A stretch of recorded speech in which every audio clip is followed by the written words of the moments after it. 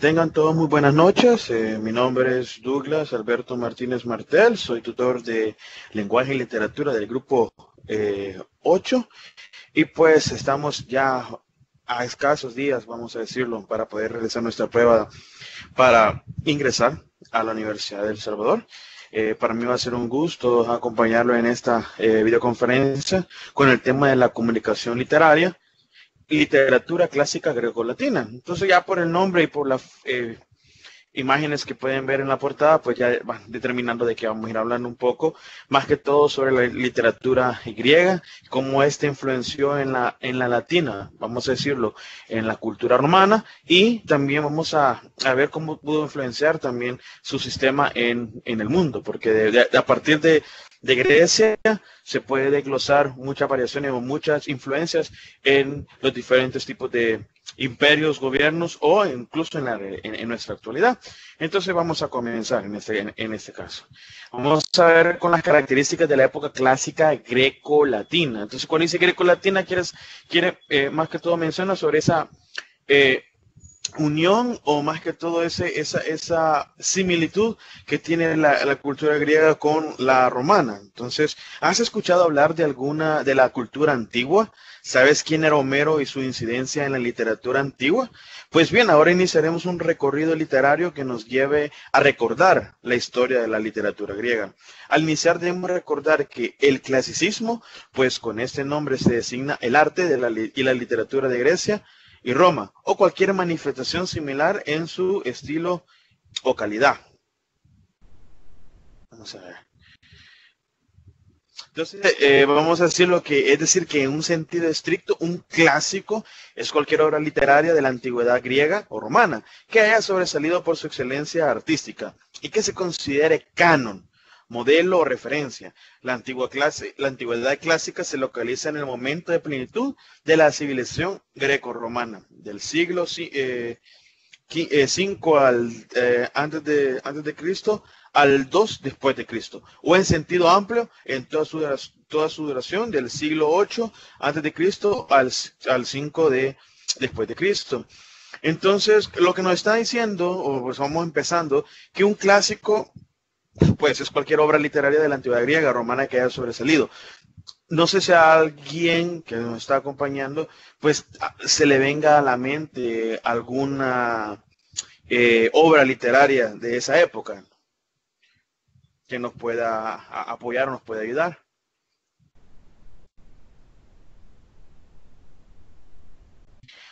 Si no, no hay problema. En estos casos, solo para mencionarlos, vamos a decirlo como unas obras literarias de la antigüedad griega, podría estar la Ilíada, podría estar también Odiseo, Edipo Rey, por mencionar, Antígona, que son más que todo obras o tragedias que se desarrollaron en esta época. Entonces ya vamos a ir eh, ampliando esta información, vamos a ir ampliando este conocimiento a medida vayamos avanzando en la videoconferencia. Vamos a empezar con la edad heroica y la edad homérica. Vamos a ver qué nos quiere decir con la edad heroica y la edad homérica. Las epopeyas homéricas son los poemas más antiguos que poseemos en lengua griega. La epopeya no es obra de poetas individuales y diferenciados, sino de escuelas poéticas. El bardo cantaba en los salones reales ante el público real y noble. Era el pregonero de la gloria real y de los sucesos del día. La rápsoda recitaba sus poemas en las casas señoriales y palacios de la nobleza, pero también en fiestas populares, en las ferias y talleres. Se convierte en el panegirista del pasado nacional, rememorando sucesos históricos legendarios. A medida que la poesía se hace más popular, el lenguaje se suaviza y se vuelve menos estilizado y cotidiano. El callado y la recitación sustituyen a la lira y al canto. ¿Recuerda usted quién era un rápsoda y le es familiar el nombre de Homero? El nombre de Homero. Pues más adelante vamos a ver por qué es tan importante Homero. ¿Por qué lo menciona? Porque dice que es el rápsoda, uno de los rápsodas más famosos, la verdad. Pero vamos a ir desglosando un poco. Entonces, vamos a decir que las obras epopeyas homéricas no es es obra de un poeta individual, o sea, de una persona, sino que son de escuelas poéticas. Quiere decir que alguien, digamos, como Homero, pues él, pues que conocemos que su obras y su estilo de escribir, pues tuvo seguidores o más que todo personas que quisieron adaptar ese estilo de escribir, vamos a decirlo, para poder expresar sus propias ideas. Entonces vamos viendo como una escuela es como todo ese grupo de personas que se siguen, vamos a decirlo, a un maestro, vamos a decir, igual que como por ejemplo tenemos la escuela de Aristóteles, Sócrates, todos ellos, que igual fueron ellos más que todos se guiaron por otro tipo, estilo en la parte de la cultura griega, matemática, filosofía, política, pero se incluye esta parte de la escuela, que son como que sus enseñanzas se las comparte a estos discípulos y ellos van ampliando, expandiendo la idea o expandiendo ese conocimiento que se tiene, que es esta persona le brindaba y se iba compartiendo con las demás personas. Entonces, estos tipos de poemas o epopeyas, el bardo, que era la persona que estaba vamos a decirlo, en un salón real o ante público real y noble, o sea que el bardo no se dirigía ante la plebe, sino que más a las personas de la aristocracia, pero estamos hablando de la realeza, cantaba en los salones, o sea que estos poemas no eran recitados, sino que más que todo era eran cantados y era para el apogeo y el disfrute de estas personas. El Rapsoda recitaba sus poemas, entonces ya él, a diferencia del bardo, él los recitaba, no los cantaba. Estos poemas era el pregonero de la gloria real y de los sucesos del día, o sea que él, vamos a decirlo, el Rapsoda comunicaba a todas esas informaciones sobre vamos a decirlo, que él pregonaba el pasado nacional, o sea, él no era como el bardo que él cantaba lo del diario vivir, los sucesos del día y la gloria de la realeza, sino que, vamos a decir, los sucesos que pasaron, que son parte rica de la historia, de identidad de la civilización romana, de la civilización griega, y esta le servía para el recordatorio de estas personas. Entonces, esto más que todo se daba en las fiestas populares y en las ferias y talleres. Y el panegirista hace, que vamos a decirlo,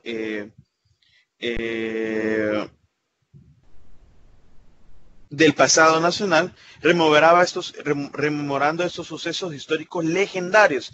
Vamos a decirlo como histórico legendario porque pasó un suceso y hace el llamamiento a vamos a decirlo, a alguna batalla, algún actuar de algún héroe griego que sirve para la gloria de ellos. Entonces ellos rememoraban esto. Entonces, poco a poco fue evolucionando, fue desarrollándose el escribir, o vamos a decirlo, el desarrollar sus ideas.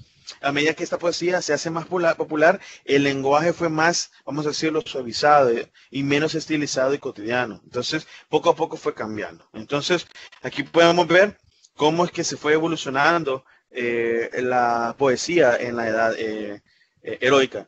Si no es así, tratemos de recordar dichos términos, pues el Rapsoda es una transición entre el poeta y el actor, y los abundantes diálogos obligan al recitador a representar de forma dramática. ¿Quién fue Homero? Homero fue un poeta de la antigua Grecia, que nació y vivió en el siglo 8 a.C. Es autor de las dos principales obras de la antigüedad, los poemas épicos La Ilíada y la Odisea. Entonces, vamos viendo cómo esta persona fue bien importante y creo que todos en algún punto de nuestra vida pues hemos escuchado, hemos leído, aunque sea la Ilíada o la Odisea, la hemos leído. Entonces ya vamos sabiendo de qué es lo que estamos hablando. Vamos a ver un poco de las características de la época clásica. Al hablar de la época clásica nos referimos a una época cuyos fundamentos los encontramos en Grecia y Roma, por eso greco-latino. Los términos clásico y clasicismo se asociaron originalmente con los logros de la cultura griega y romana, en sentido estricto. Un clásico es cualquier obra literaria de la antigüedad griega o romana que sobresale por su excelencia artística. Son clásicas son clásicas las obras de Homero, que viene de la cultura griega, Virgilio, vamos a decir romano, y Esquilo, también griego. El periodo clásico griego abarca desde el 500 al 320 a.C., mientras que la edad de oro romana se sitúa entre el 70 a.C. y el año 18 de nuestra era. En la literatura griega clásica aparecen algunas características de la forma de pensar y de ver la vida de los griegos. Entre esas características encontramos la gloria y la nobleza. Entonces vamos viendo como características bien marcadas que van teniendo, que se van viendo dentro de la literatura griega. También encontramos la justicia y sabiduría, pues los héroes griegos se preocupaban por darle a cada uno lo justo. La sabiduría necesaria para impartir justicia era siempre atribuida al anciano, dada su experiencia. También en los griegos encontramos el respeto por el destino, pues para ellos nada ocurre por suerte, todo tiene una razón de ser. Entonces aquí podemos ver un poco cómo es el pensamiento que tenían los griegos en esa época. Eran más que todo, pues vamos a decirlo, bien estilizados en la manera de que pues ellos tenían esa parte de la gloria, encontraban gloria, vamos a decirlo, entre las batallas, en las victorias que tenían, y la nobleza, pues vamos a decirlo, pues en la parte de la realeza, que eran también muy nobles en la manera de su pensamiento y ver a las personas. También tenían la justicia y sabiduría, pero vamos, cómo ellos ponen o situaban esta parte de la justicia y sabiduría en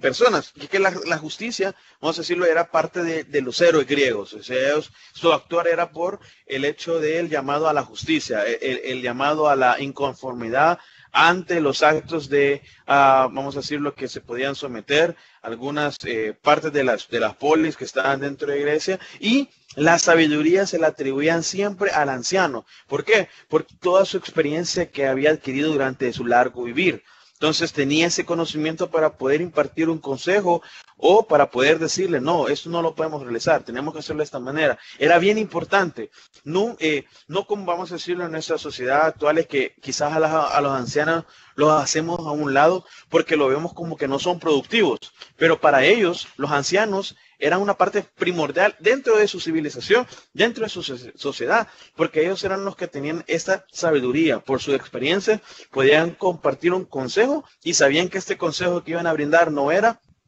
en detrimento vamos a decir, a la sociedad, a la polis en la cual ellos están, sino que era en beneficio de todos, porque al final lo que las sociedades griegas o la civilización griega siempre buscaba era el avance de ellos, nunca el querer estancarse, sino que ir avanzando. Claro, ellos tenían ciertas diferencias, ¿verdad? Tenían su nobleza, tenían aristócratas, también tenían esclavos, en la manera de que ellos eran los que hacían todos sus trabajos, ellos solo se dedicaban más que toda la vida política, y entonces tenían eso, pero ellos siempre buscaban como el bien común de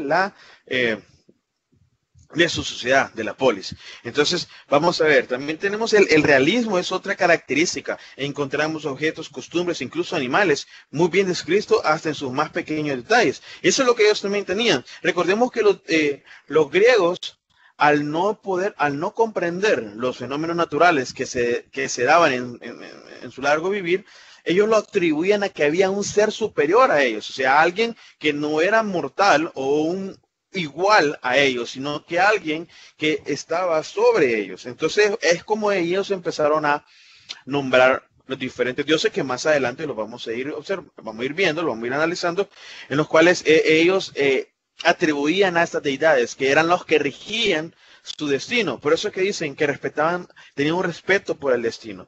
Pues para ellos nada ocurre por suerte, sino que todo había una razón. Si por ejemplo ellos iban caminando y encontraban a algún animal pues, herido o a una persona herida y la curaba, pues ellos pensaban que era su destino, el que ellos iban a encontrarlo y lo iba a ayudar. Entonces, esa conexión que ellos iban logrando, pues la manera en cómo ellos fueron también dentro de su literatura, pero no solo en su literatura, sino que en su escritura y en su arte, que eran bien detallistas. Igualmente podemos observar en su arte, en su arquitectura, en las diferentes épocas que pasó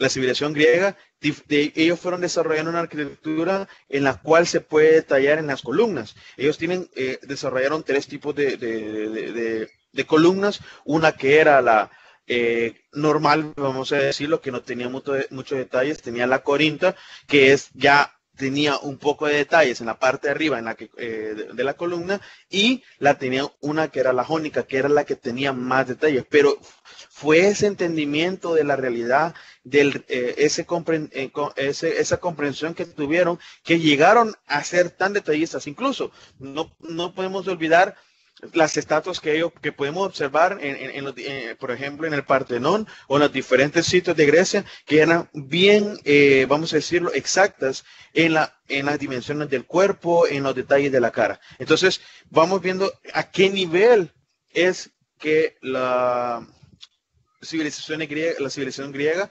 llegó en un punto. Ahora vamos a hablar sobre la tragedia griega. Pues muchos podemos pensar que una tragedia griega pues es algo malo por el simple hecho de la palabra tragedia, pues es una consecuencia, algo malo que pasó, pero en realidad no es nada así. En términos generales, la tragedia está asociada a un género literario y artístico del mismo nombre. Se trata del tipo de obra dramática, con acciones fatales que generan espanto y compasión. Entonces, si uno de ustedes ha tenido la oportunidad de leer una tragedia griega, pues va a comprender este aspecto, pues en la cual tú cuando lees, pues es como, vamos a decirlo, una puesta en teatro, pues te va diciendo el diálogo de la persona, qué es lo que va desarrollando, pero siempre es algo, vamos a decirlo, lleva una consecuencia fatal. Pero al final de esto siempre hay algo de compasión dentro de los personajes de la tragedia griega. Entonces vamos viendo también esa inclusión de sabiduría, justicia, compasión, castigo dentro de lo que envolvía la tragedia griega. Ahora bien, recordemos que la tragedia es la creación artística más característica de la democracia ateniense. En ningún género se expresa de forma tan clara el antagonismo de la estructura social. Su representación en público es democrática. Su contenido, la leyenda heroica y sentimiento heroico trágico de la vida, es aristocrático. Desde el principio se dirige a un público más numeroso que el canto épico, pero por otro lado se orienta hacia la ética de la grandeza individual del hombre extraordinario y superior de la aristocracia. Ya nos está diciendo que los héroes, más que todos los héroes griegos, no era nadie que formaba parte de la plebe, sino que eran aristócratas. Era parte que estaba dentro de, vamos a decirlo, de la jerarquía en la sociedad, pues no eran de los que estaban abajo, sino que eran de los actores principales que influían en el diario vivir, en la toma de decisiones de la civilización griega. La tragedia griega cuenta con elementos materiales que no tiene ninguna otra. Coro, máscaras, música, coturno, etc. Como les repito, la tragedia griega, ellos tenían en las diferentes polis, tenían sus anfiteatros, que no solamente servían para poder reunir a la polis y la toma de decisiones, ¿verdad? Y que se reunían los aristócratas para tomar las decisiones, o los que formaban las decisiones políticas, sino que también para la representación de estas tragedias griegas. Y ustedes sabían, actores en las cuales usaban máscaras para representar cada uno de los personajes. La historia era, vamos a decirlo, como cantada, se hacían en parte de coros y había música. O sea, era un acto en realidad que solo iba dirigido para la parte de la aristocracia. Era para un disfrute, era para recordar todo esto. y cómo esto y que esto al final nos representaba las decisiones que se tomaban. En la actualidad estamos acostumbrados a pensar que en la tragedia existe una suerte de justicia, por la cual los buenos son premiados y los malvados son castigados. Sin embargo, resulta relativamente sencillo describir los aspectos externos de la tragedia griega, pues la cantidad de obras y fragmentos conservados permiten hacernos una idea bastante aproximada del género. Aristóteles define el género como una representación imitadora de una acción seria, concreta, de cierta grandeza, representada y no narrada, por actores con lenguaje elegante, empleando un estilo diferente para cada parte, y que, por medio de la compasión y el horror, provoca el desencadenamiento liberador de tales efectos. Ahora vamos a entrar en la parte de los aspectos mitológicos que forma parte primordial dentro del diario vivir de la civilización griega, pero no solamente dentro de su civilización, sino que forma parte de, vamos a decirlo, de su literatura. Entonces la mitología griega, en este caso no cabe duda que la mitología griega es una característica fuerte de la época clásica. La cosmovisión o mitología es la manera de ver e interpretar el mundo. En la Grecia clásica, la mitología es una característica muy importante. Los griegos interpretan el mundo a partir de una serie de dioses que crean. Son los dioses los encargados de regir la vida de los mortales. La Ilíada y la Odisea del poeta Homero son dos colecciones clásicas de mitos.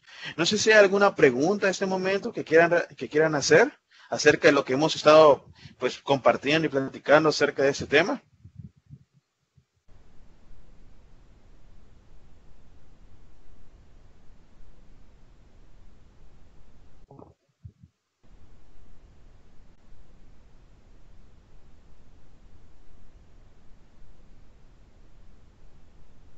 Creo que por el momento no hay pregunta, pues continuamos.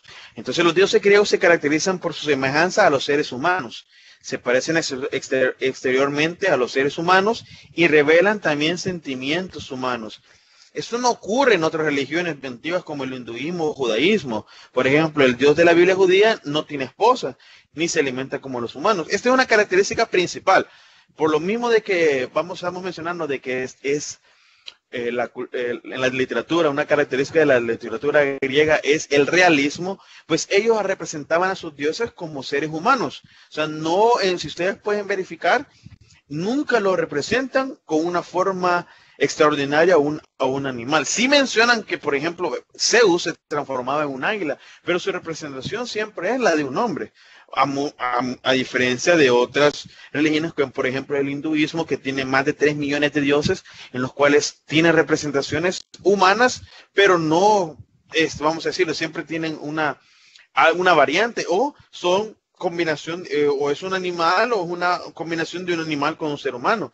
Pero vamos a decirlo que están un poco fuera de la realidad en la cual nosotros vivimos, o en la cual estamos en constante vivir. Pero vamos a decirlo que los dioses griegos sí tienen su semejanza con los seres humanos, en la cual ellos beben, comen, pelean, tienen sentimientos igual que los hombres. Lo único que los griegos lo interpretaban de que todo lo que ellos hacían como seres humanos, el hecho de amar, el hecho de sentir dolor, el hecho de reproducirse, el hecho de morir, era un regalo de los dioses. Ellos se lo habían dado. Ellos le habían regalado todo esto a ellos. No es que por ser el hecho de ser humanos, sino que es por el hecho de que son creación de los dioses y es un don que se le ha regalado y ellos son los que rigen, vamos a decir, los que tienen el destino en sus manos. Entonces, es donde a lo que nos lleva. El Olimpo, que todos hemos escuchado sobre el monte Olimpo, lo hemos visto en películas, en obras, hasta en videojuegos, escuchamos sobre el Olimpo, hasta en películas, refiriéndose, digamos, a un país o a una democracia, ataque al Olimpo. En esa época, vamos a decirlo, bueno, sigue siendo en Grecia la montaña más elevada, tiene 2.917 metros, está cerca del mar Egeo. En la antigua mitología griega se creía que era el hogar de los dioses. ¿Pero por qué pensaban que era el hogar de los dioses? Primero, porque era la montaña más alta de Grecia. Segundo, en su entender y su comprendimiento, una deidad o algún ser que está superior a ti y que consideran su Dios, no puede vivir en las mismas condiciones que un ser humano. Tiene que estar en lo más alto. Por eso, al ver el monte, le pusieron el monte Olimpo, donde vivían con los olímpicos, que son los otros 12 dioses, vamos a decir los 12 mayores con los otros 12 dioses menores, que es los que habitaban ahí. Entonces, vamos a decirlo, en la cima se encontraban sus palacios, construidos por Hefesto, dios de la metalurgia. La entrada al Olimpo era una puerta de nubes protegidas por las diosas reconocidas como las estaciones. Zeus, el dios mayor, tenía su trono en el Olimpo y los dioses festejaban con néctar, ambrosía y la serenata de las musas.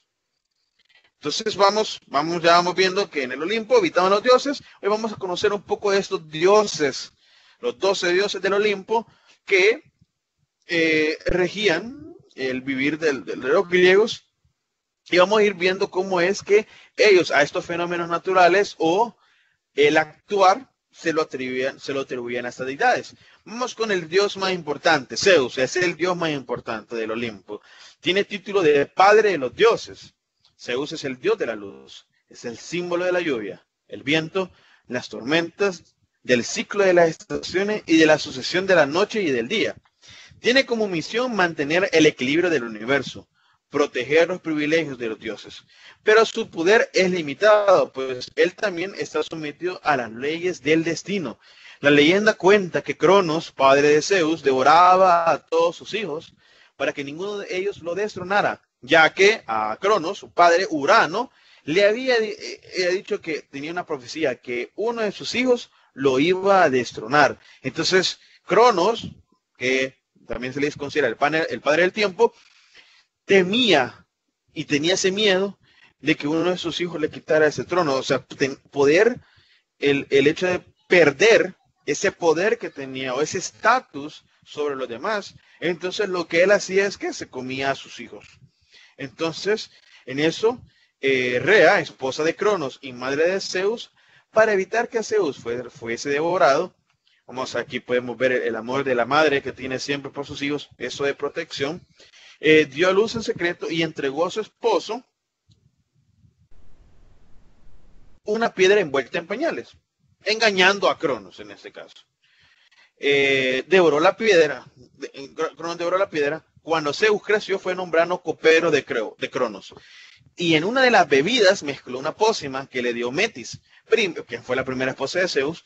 La pócima hizo que Cronos vomitara a todos sus hijos, empezando por la piedra, que después esta piedra se le conoce como la piedra angular. Ya hemos escuchado muchas frases como, esta es la piedra angular de mi proyecto, esta es la piedra angular de mi casa. Es una piedra que da equilibrio, pero esa piedra fue la que cambió el destino, según los griegos, de que se cumpliera la profecía en la cual Cronos iba a ser desterrado. Entonces, vamos a decirlo, pues vomitó sus piedras, siguiendo por Hades, Poseidón, Demeter, Hera y Hestia. Entonces se desató la titanomaquia, que es vamos a decirlo, una guerra mundial. Pero para los griegos, esa fue una guerra de 10 años entre los titanes, que los titanes eran, vamos a decirlo, no eran dioses, sino que eran seres con poderes también, pero eran gigantes. Entonces, Cronos era un titán, igual que Rea. Entonces, ¿alguna pregunta? ¿Comentario?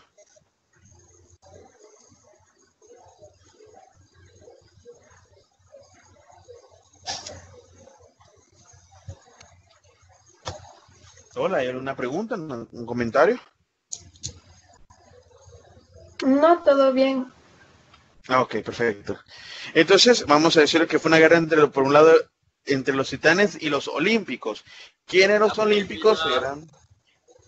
Los olímpicos eran los dioses griegos que acabamos de mencionar, que eran Hades, Poseidón, Demeter, Hera, Hestia y Zeus, con ayuda de los cíclopes y el Ecantóquiros, perdón.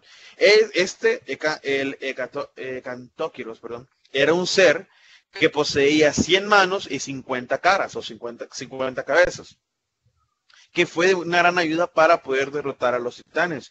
en la cual su función era de pues estarle lanzando piedras gigantescas, una de cada mano hacia los titanes. Entonces así fue como ganaron los olímpicos, con ayuda de los cíclopes y del Cantóquiro. Entonces Zeus fue nombrado señor de los dioses y los olímpicos se repartieron en el universo.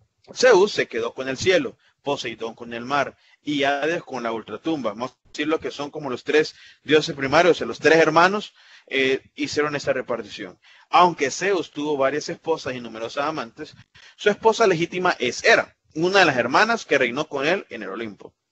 Ahora vamos a hablar de la diosa Hera. Es hija de Cronos y Rea, por lo tanto es hermana de Zeus. Hera es la diosa que preside los matrimonios. Hera se había criado en Arcadia y ahí fue a buscarla a Zeus, transformada en un cuco o fantasma. Era invierno y cuando Hera tomó al cuco en sus manos para protegerlo del frío, Zeus recuperó su verdadera forma y la violó. Después de este encuentro, Hera y Zeus se casaron y Hera pasa a ser la reina indiscutible del Olimpo. Todos los dioses acudieron a la boda con valiosos presentes. Gea le regaló a Hera un árbol de manzanas de oro que conferían la inmortalidad. Era un tesoro que Hera tenía, que cuida celosamente, que era el árbol de manzana. Y como todos sabemos, también Hera, al conocer o enterarse de las múltiples aventuras amorosas que tenía su esposo, ella perseguía a las amantes de Zeus y también a los hijos por los mismos celos que ella sentía. Uno de los casos, el caso más que vamos a decir que más podemos identificar es el caso de Hércules. Cuando Hércules estaba recién nacido, que estaba junto a su hermano, porque Zeus tomó la forma del esposo de la mamá de Hércules. Esta también en la misma noche después del acto, pues llegó el esposo y estuvo con él. Entonces ella tuvo gemelos. Lo único que uno, lo que pasó es que hubo en su vientre, pues tenía dos óvulos y los dos óvulos fueron fecundados, uno con Zeus y otro con su esposo. Entonces, lo que relata la historia es que Hera envió una serpiente para que matara a Hércules, pero por ser un semidios, pues coge a la serpiente y pues cuando ella observa y ve a su madre, ve que Hércules tiene la serpiente y la está agitando por todos lados hasta que la mata. Y entonces ella comprende qué es lo que ha pasado. Y por eso tratan de protegerlo. Y más adelante también hay otras historias, oímos otra en la cual ella también hace esa persecución para con los hijos por los mismos celos que ella tenía. Tenemos a Atenea, quien es hija de Zeus y de Metis. Metis, la primera esposa de Zeus, es la diosa de la sabiduría, es una diosa guerrera, pero no le gusta la guerra. Antes de entrar en combate, siempre intenta arreglar los conflictos de manera pacífica. Sin embargo, una vez que entra en batalla, nunca es derrotada. También preside las artes, los oficios y el conocimiento en general. Muchas veces era solicitada como jueza. Atenea, la hija primera y favorita de Zeus.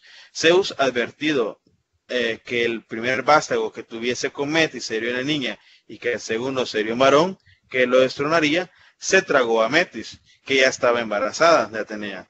También más tarde le sobrevino a Zeus un terrible dolor de cabeza y Hefesto le abrió la cabeza de un hachazo y ahí salió Atenea, ya una mujer ya adulta. Entonces, vamos viendo cómo hay una profecía siempre en el cual el hijo derrota al padre, lo va derrocando, le quita su poder y ellos tratan como de tomar acciones para poder evitar esta situación, pero al final pues no, el destino no puede ser cambiado. Entonces, para que no pasara lo que se le había predicho, pues él se come a Metis, pero de su cabeza nace ya Atenea, pero ya como no una diosa, no como bebé, sino que ya ya de manera adulta. Entonces ese es otro de los dioses. Tenemos también a Afrodita, que es la diosa del amor, la belleza y el deseo sexual. También se le llama a Cítera, la de Cítera, o Cipris, la chipriota, o Anadiomene, la que vino del mar. Fue creada por las horas y las gracias. También es una diosa terrible que inspira pasiones monstruosas a los que descuidan su culto o despiertan su antipatía. como es el caso de Fedra o Pasífae. Posee un ceñidor mágico que tiene el poder de enamorar a mortales y a inmortales, a inmortales. Afrodita tiene un deber divino que es hacer el amor. Cuenta también una historia en que ella estaba, vamos a decir, no decir aburrida, pero pues ya que su único trabajo es el hacer el amor, pues le llamó la atención una tarea que era estar tejiendo, a lo cual Atenea, que parte de sus labores era el, vamos a decirlo, el tejer, al verla, la regaña por el hecho de estar haciendo algo con sus manos, y Afrodita, pues, muy apenada, se disculpa por el hecho de que haya sucedido este incidente y promete y jura no volver a hacer algún trabajo con sus manos, y es por eso que se dedica de lleno a su único trabajo, o a su único, vamos a decirlo, deber, que es el hacer el amor. Y también de ahí es como que se desglosa la historia, o vamos a decirlo, esa tradición de Cupido, que una flecha de amor. Entonces, más que todo, de ahí es que de ahí nace o se va transformando esta idea de Cupido, pues viene de la parte de Afrodita.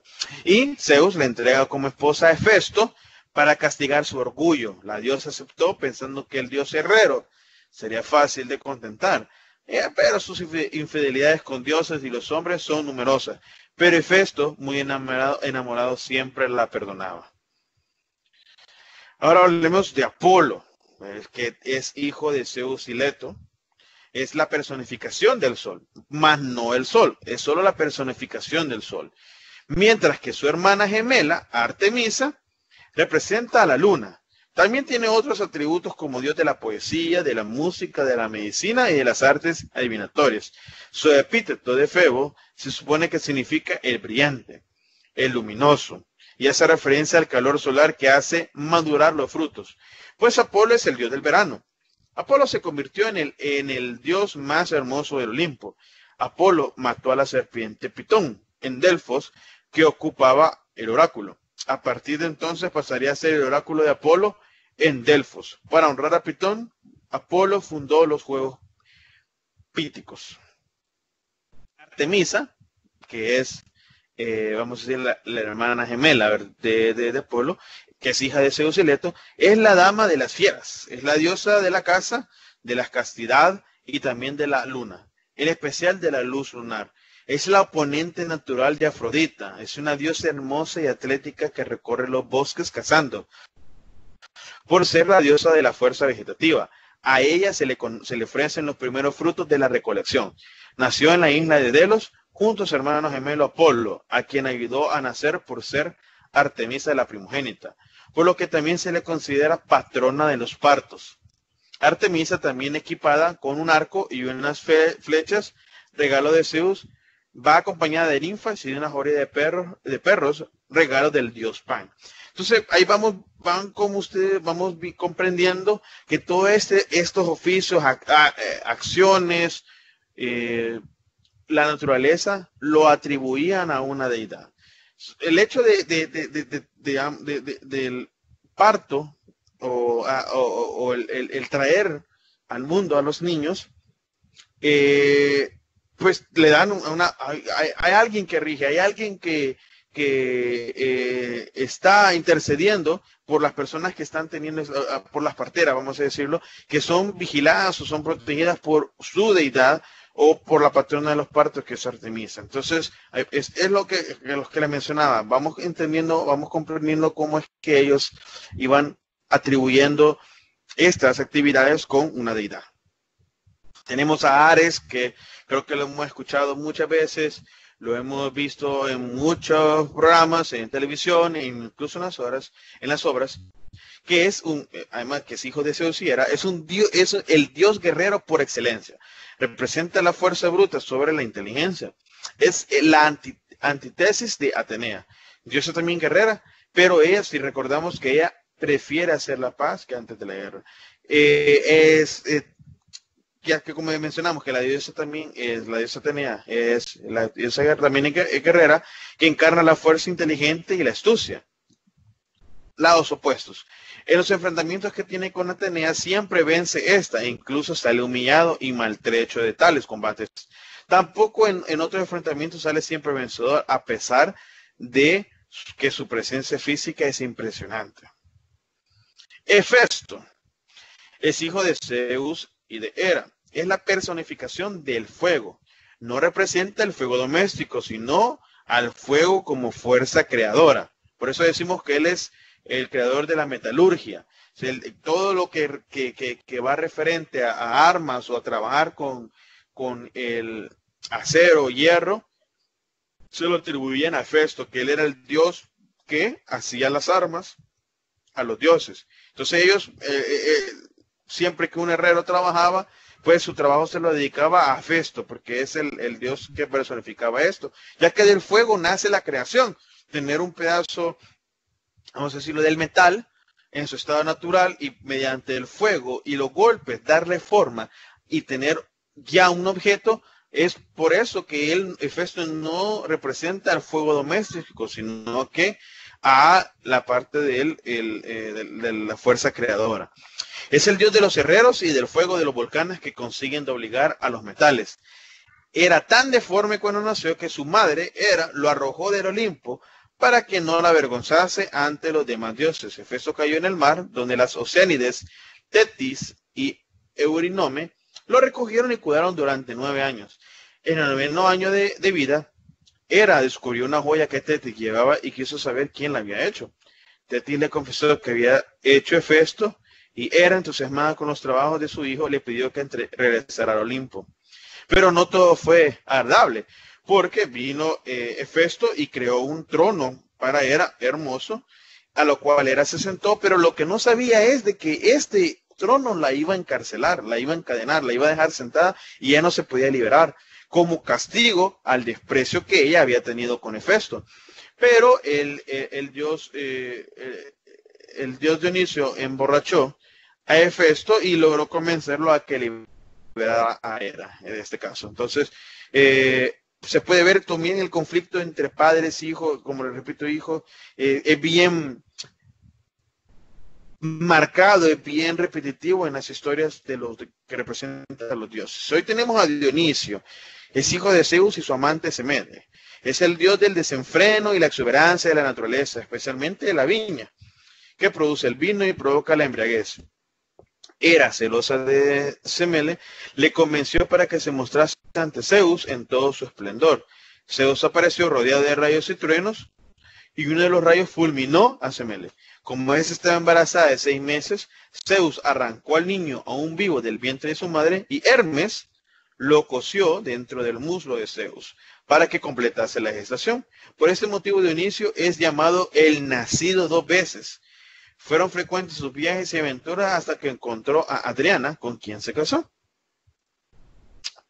Hermes es hijo de Zeus y Maya, es el dios mediador. Sus principales cualidades son la astucia y la movilidad. Es un dios inventor y bienhechor, amigo de los hombres, mensajero de los dioses. Era especial de Zeus. Fue un muchacho muy despierto desde su nacimiento. Con apenas unas semanas robó las vacas de Apolo y creó la primera lira, que luego cedió a Apolo para reconciliarse con él. Más tarde inventó la siringa o flauta, que también adquirió Apolo a cambio del cayado con el que cuidaba de sus rebaños. Cierto día Hermes separó a 2 serpientes que luchaban. Estas, una vez amansadas, se entrelazaron en torno al cayado, lo que dio lugar al caduceo, que en Grecia es el símbolo de los embajadores y los mensajeros. Como emisario divino, comunica el ultimátum de Zeus a Prometeo. Lleva a Afrodita, a Atenea y Hera ante París para que éste emita su juicio. Hermafrodita y el dios Pan son sus hijos más famosos.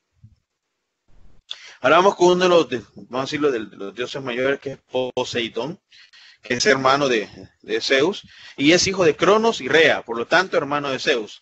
Después de destronar a Cronos, Poseidón, Zeus y Hades dividieron las posesiones de su padre, echándolas a suerte en un yelmo. Zeus se quedó con el cielo, Hades con el mundo de ultratumba, el infierno, y Poseidón con el mar. La tierra pasó a ser propiedad de los tres, Poseidón es el dios del mar y el del elemento líquido en general. Es intrigante y pendenciero, igual a Zeus en dignidad, pero no en poder. Ni siquiera es el primer dios del mar. Antes de él hubo otros como Nereo. Vive en las profundidades del mar Egeo, donde ha construido un hermoso palacio con torres blancas, grandes puertas en forma de arcos e incrustaciones por doquier de conchas y corales. Poseidón es uno de los codiciosos. Frecuentemente intenta agrandar sus posesiones, por lo que a menudo se enfrenta con otros dioses y sale perdedor. Se le representa como un anciano con barba, desnudo y con un tridente en la mano. Suele estar acompañado por un pez. Ahora vamos a hablar de Hades, que es hijo de Cronos y Rea, por lo tanto hermano de Zeus. Al decir Hades, nos referimos a este dios y también al lugar donde residen los muertos, todos, ya sean buenos o malos. Es el dios de los muertos. Por ser inflexible, es aborrecido por hombres y dioses, aunque no es injusto ni malvado. Su nombre da mal augurio, por lo que no se le nombra, o se le llama con otros nombres como Plutón, que significa el rico. Cuando alguien moría, Hermes conducía al muerto hasta el río Estigia, donde el barquero Caronte lo recogía en su barca y lo llevaba al otro lado. Es algo bien peculiar en esta civilización, o si ustedes recuerdan que a los muertos les ponían 2 monedas de oro o 2 monedas en los ojos. Estos servían como, en su creencia, que cuando llegaban al río Estigia, le daban estas monedas que iban de sus ojos al barquero Caronte como pago al viaje de pasarlos desde donde ellos llegaban del puerto, cruzar el río Estigia hasta el Hades. Entonces, es lo que hacía Caronte. Aquí se encontraba Cerbero, que como Caronte vigilaba que no pasase ningún ser vivo, que era el perro de 3 cabezas. Los muertos eran juzgados por Minos, Radamantis e Aco, que son los 3 jueces del inframundo, que los mandaban por 3 senderos según sus actos. En el primer sendero estaba la llanura de Asfodelos, aquí se quedaban los mediocres. En otro camino se encontraban los campos elíseos. Entonces vamos viendo cómo era la representación de cada dios. Ahora vamos con la mitología romana, que no hay mucho cambio, porque la cultura griega influyó mucho en los romanos. Una vez que estos conquistaron Grecia en el siglo III a.C., ambas mitologías se fusionaron. Los dioses griegos y romanos que representaban ideas parecidas fueron admitidos indistintamente. En ese cuadro nos puede dar la comparación de los dioses y dioses principales y sus cometidos en la mitología griega. A Zeus se le conocía como Júpiter, soberano de los dioses olímpicos. Poseidón, Neptuno, dios de los mares y los terremotos. Hades, le decían Plutón, que es el dios de los mundos subterráneos, señor de los muertos. Hermes era Mercurio, que Hermes era los dioses. Hera, como Juno, diosa del matrimonio. Hefesto era Vulcano. Ya si ustedes recuerdan, a él se le representaba como el dios del fuego creador y de los volcanes, entonces le dieron el nombre de Vulcano. Dionisio era Baco, que es el dios del vino. Afrodita, Venus, diosa del amor y la belleza. Atenea, Minerva. Así que todos los que escuchan o cuando ven en comentarios sobre la Minerva en la Universidad Nacional, en realidad también hace referencia a Atenea en su nombre griego, y su nombre latino es Minerva. Artemisa se le conoce como Diana, que es la diosa de la casa. Ares es Marte, dios de la guerra, y Apolo, Febo, dios de la profecía, la medicina y la arquería. Si ustedes pueden observar, muchos de estos nombres en latino también hacen referencia a los planetas que forman parte del sistema solar. Siendo Júpiter el planeta más grande, se le atribuye a Zeus, que es el dios, el soberano de los dioses olímpicos, y tenemos los otros planetas como Mercurio, que se le conoce a Venus, Marte al dios de la muerte, al dios Ares, el dios de la guerra, y tenemos a Plutón como Hades. Ahora vamos a hablar un poco de la organización sociopolítica que tuvo en Grecia. Dado el aislamiento geográfico, Grecia está aislado en esa época geográficamente.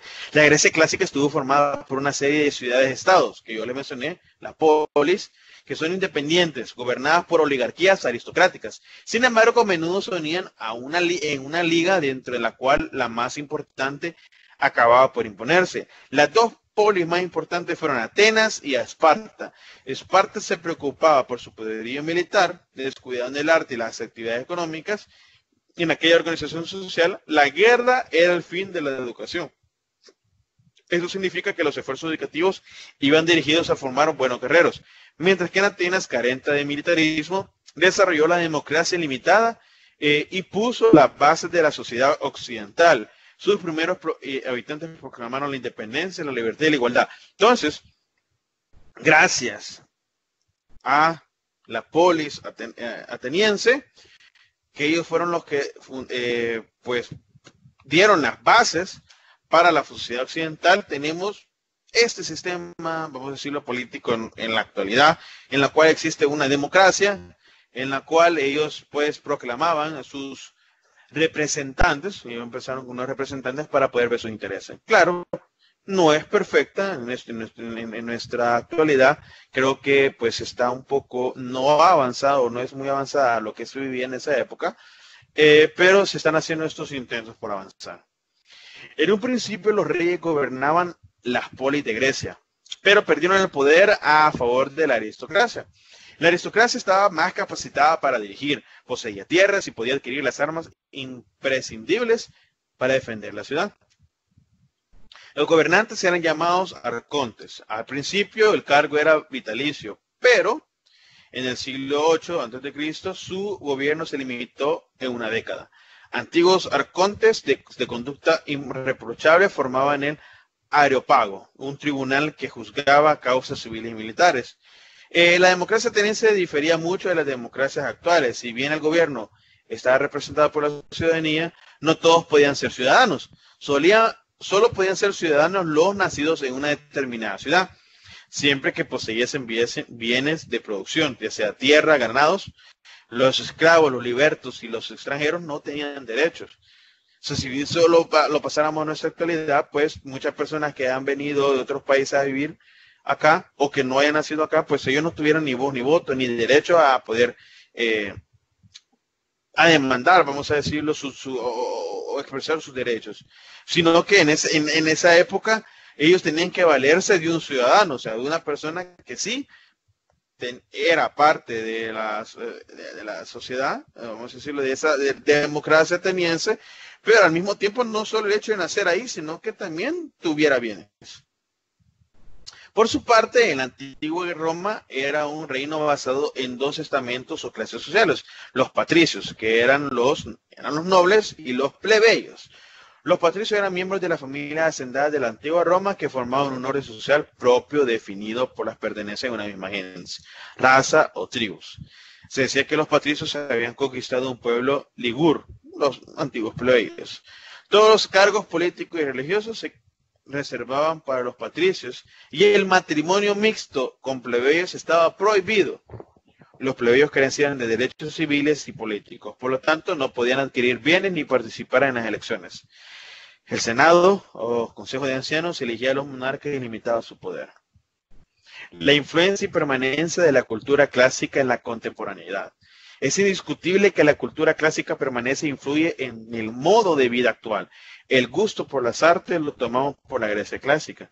La democracia fue una invención griega. En la actualidad, las obras de literatura clásica se siguen leyendo y las tragedias griegas siguen siendo representadas en las salas de teatro. Muchos escritores basan sus obras en temas de la Grecia clásica. Y en las ciencias, la influencia griega es determinante. El teorema de Pitágoras es tema de estudio. En las ciencias matemáticas, la influencia de Tales de Mileto en la geometría es también permanente. Entonces podemos ver cómo la cultura clásica griega sigue influyendo en nuestra actualidad, porque ellas formaron, vamos a decirlo, cimentaron las bases para la sociedad occidental actual, no solo en política y no solo en lo cultural o en la literatura, sino también en la parte de las matemáticas, en el arte, en la pintura, toda influencia, en la arquitectura también. Entonces no podemos negar que no ha tenido influencia. Como nos menciona, muchas obras han sido influenciadas por temas de la Grecia clásica. Entonces no podemos hacerlo de un lado.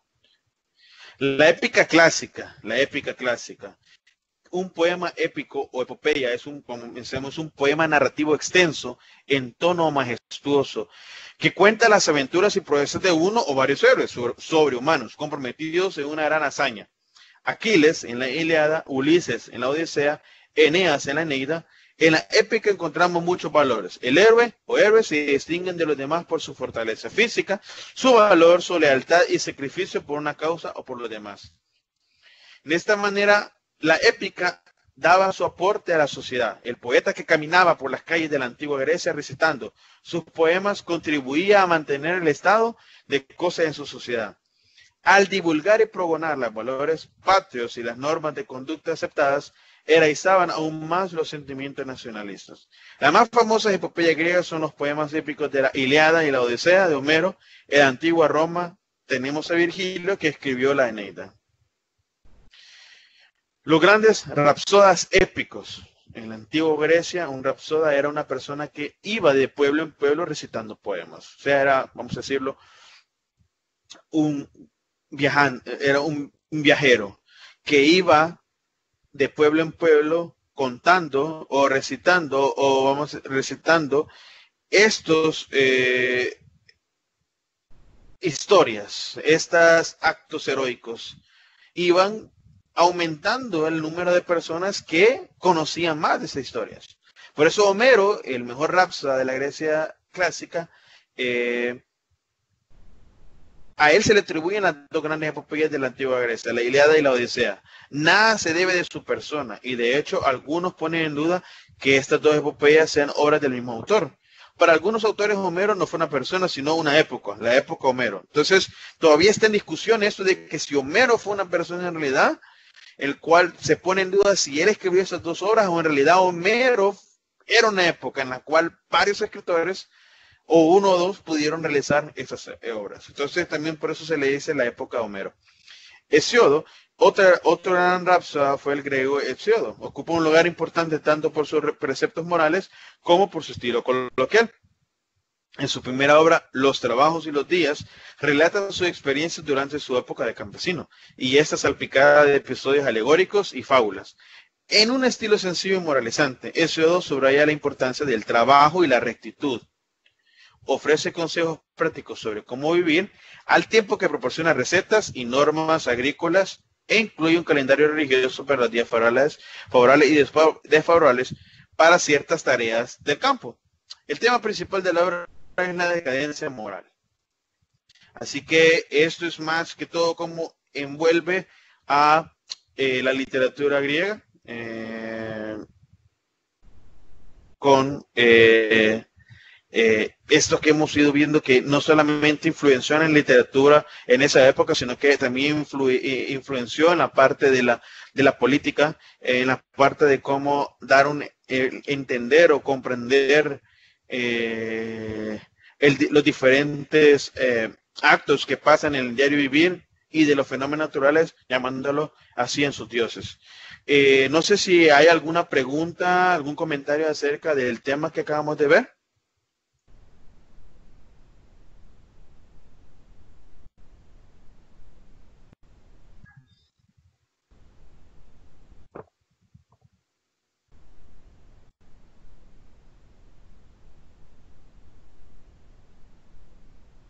¿Todo quedó claro? Bueno, pues si ese es, entonces muchas gracias por su atención, de verdad.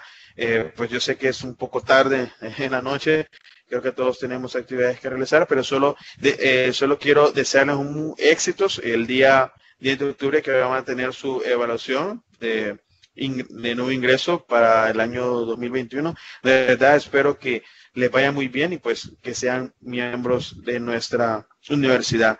De verdad, muchas gracias y pasen muy buenas noches. Fue un gusto. Cuídense.